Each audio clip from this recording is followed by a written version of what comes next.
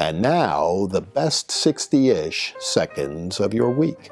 It's the first day of summer, and I know all of you have been eagerly anticipating this moment because it's the day on which we reveal the 2020 summer reading list for your pleasure in the mountains or down at the shore or wherever you might happen to be on vacation this year.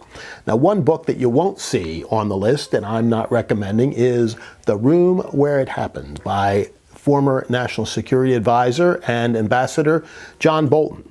Those of you that know me know that John Bolton's a friend of mine. And quite bluntly, I'm a little disappointed in my friend. Look, these kiss and tell books are ubiquitous.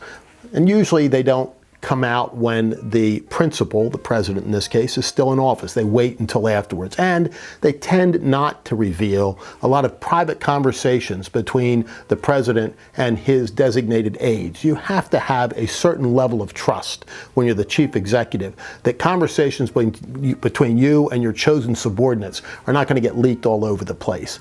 And so you can probably leave that one just to the side for now. I'll always love John Bolton, but as I say, a little bit disappointed.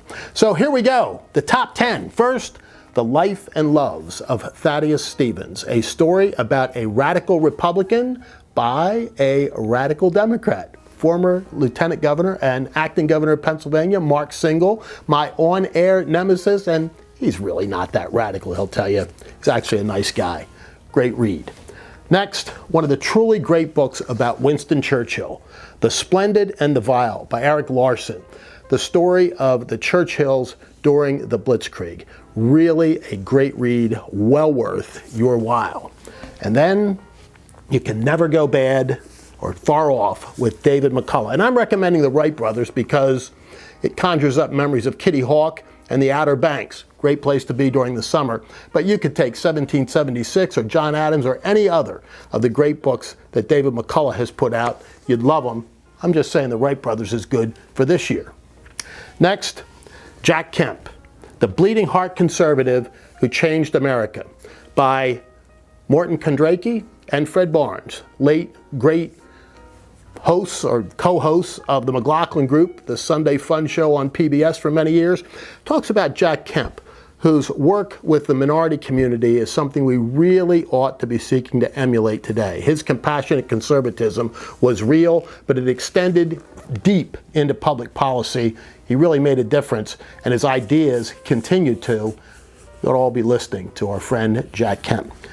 Lou Gehrig, The Lost Memoir, another terrific read. And with so little baseball on the horizon, this might take you back to America's pastime and give you a really good moment thinking about one of the all-time superstars, the luckiest man on earth. And if you want to go a little bit in the other direction, the Brothers Bulger, Whitey and Billy, the Massachusetts duo, intersected with crime families, stories of intrigue, murder and mayhem, and a little politics. You might really enjoy this, by Howie Carr, a Bostonian of some note and fame. And The Residence, Inside the Private World of the White House. This is always a great read, and I think you'd enjoy it just as summertime reading, light reading, easy to understand, and a look inside that address that we're really watching some exciting competition to see who can occupy for the next 4 years. And when you talk about presidents, how about a pope and a president? St. John Paul the Great and Ronald Wilson Reagan, two men who, together with Margaret Thatcher and a couple of others, really changed history, who brought Soviet communism to its knees and who promoted freedom around the world. A great read by Paul Kengor of Grove City College, one of the great historians and Reagan biographers of our time. And a little heresy for you. Because it's a presidential campaign year, a book on a presidential campaign by David Plouffe, The Audacity to Win, the story of the Barack Obama campaign of 2008. Now, you understand clearly how I feel about Barack Obama's policy initiatives and presidency. But I have to admit that his campaign was the second best ever run. Of course, the best will always be Ed Rollins' 1984 masterpiece that saw Ronald Reagan taking virtually every state in the Union.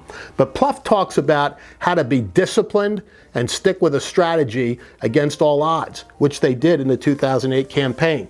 and for all of the frailties of the administration, a well-run campaign, and Pluff doesn't get preachy until the very end.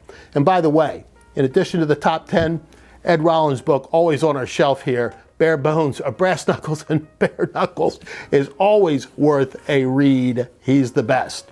And a lot of you ask about the quotes of each morning's briefing. I work on those pretty hard. I have a stack of books about quotations, but the book of positive quotations be a fun read, even if you only went a little portion of the way through.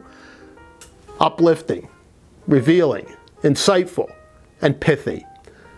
The book of positive quotations. And of course, it's Father's Day tomorrow. And for all of you dads out there, a very blessed, wonderful, and happy Father's Day. Because for now, that is the best 60-ish seconds of your week.